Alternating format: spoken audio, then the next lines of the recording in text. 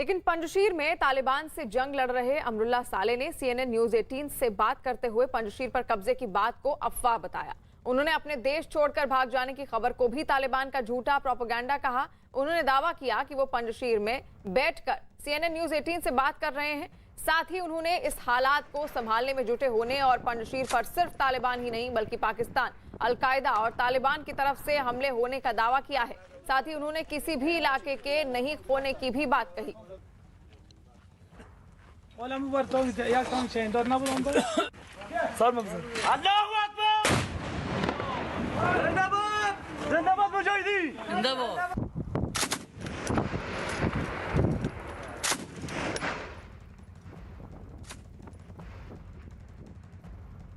Media reports about my escape from Afghanistan is baseless.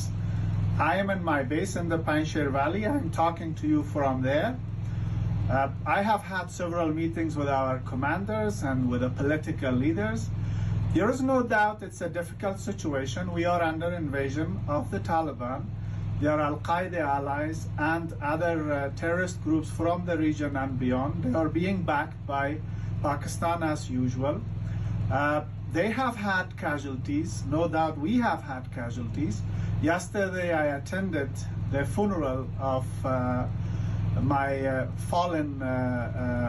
fallen brothers who lost their lives in this sacred and holy defense of Afghanistan. The reason for sharing this video with you is to assure you that all the reports regarding my escape are false. It's propaganda, it's fake news. I am here. We will not escape. We will not surrender. We are standing for Afghanistan. Resistance is continuing. Afghanistan पर तालिबान का कब्जा हो चुका है, लेकिन तालिबानी सरकार का गठन कब होगा इसके बारे में अभी पक्के तौर पर कुछ नहीं कहा जा रहा है। बताया जा रहा है कि सरकार बनाने की प्रक्रिया अंतिम चरण में है और कभी भी नई सरकार का ऐलान हो सकता है।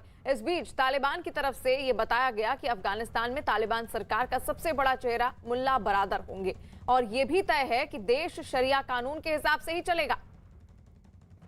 काबुल की सड़कों पर तालिबान की बख्तरबंद गाड़ियों का मार्च, उस पर सवार तालिबान के लड़ाके और तालिबान का लहराता सफेद झंडा।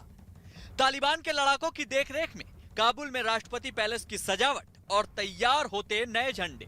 इन सब से संकेत साफ हैं कि तालिबान सरकार के ऐलान में अब ज्यादा वक्त नहीं। अफगानिस्तान पर कब्जे के बाद हर किसी को तालिबान की सरकार के ऐलान का इंतजार था और धीरे धीरे तालिबान की तरफ से यह साफ कर दिया गया कि मुल्ला गनी बरादर ही अफगानिस्तान की नई तालिबान सरकार के सबसे बड़े चेहरे होंगे। मुल्ला गनी बरादर के नाम की अटकलें पहले से ही लग रही थी, इसलिए किसी को भी इसे जानकर हैरानी नहीं हुई। असल में मुल्ला गनी बरादर तालिबान की नींव रखने वालों में से एक हैं। वो तालिबान की बुनियाद रखने वाले मुल्ला उमर के करीबी और सबसे भरोसेमंद कमांडर रहे हैं। मुल्ला गनी बरादर को 2010 में पाकिस्तान में गिरफ्तार किया गया था और 2018 में उन्हें शांति वार्ता के लिए रिहा करने के बाद तालिबान के राजनीतिक कार्यालय का प्रमुख बना दिया गया। मुल्ला बरादर दोहा वार्ता में भी शामिल थे। 1996 से 2001 तक जब तालिबान ने अफगानिस्तान पर राज किया, तब मुल्ला बरादर ने अहम भूमिका निभाई थी।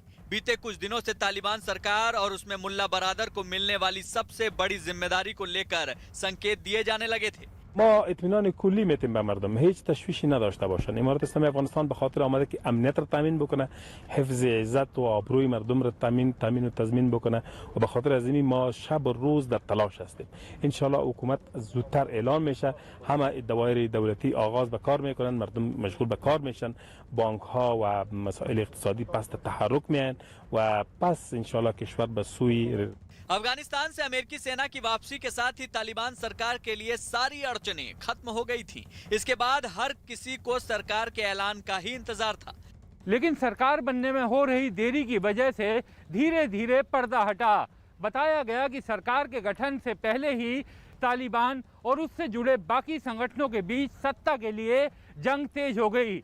इसका सबसे बड़ा कारण हक्कानी और याकूब गुट के बीच की फुटअव्वल बताई गई। अफगानिस्तान में कैसी सरकार हो और इसमें किन लोगों को जगह मिले, इसे लेकर कई दिनों से कंदहार में बातचीत चल रही थी। इसी बैठक में तय हो गया था कि शेर मोहम्मद अब्बास और मुल्ला याकूब को भी अहम जिम्मेदारी मिलेगी। इस बैठक में सरकार के गठन को लेकर याकूब और हक्कानी नेटवर्क के बीच खींचतान भी हुई। हालांकि तालिबान नेतृत्व दुनिया के सामने एकजुटता दिखाने की कोशिश करता रहा, लेकिन अंदरूनी कलह धीरे धीरे बाहर सामने आ ही गई। तालिबान का हार्डलाइनर गुट सत्ता में किसी और को शामिल नहीं करना चाहता था। मुल्ला उमर का बेटा मुल्ला याकूब राजनीति से जुड़े लोगों के बजाय सेना से जुड़े लोगों को सरकार में शामिल करना चाहता था, लेकिन दोहा ऑफिस के तालिबानी नेता दूसरे पक्षों को भी शामिल करना चाहते थे। राजनीति से जुड़े लोगों को सरकार का चेहरा बनाने के पक्ष में मुल्ला बरादर भी थे। किसी नतीजे पर पहुंचने के लिए तालिबान के सबसे बड़े नेता हिबतुल्लाह अखंजादा की अध्यक्षता में कंदहार में बैठक हुई।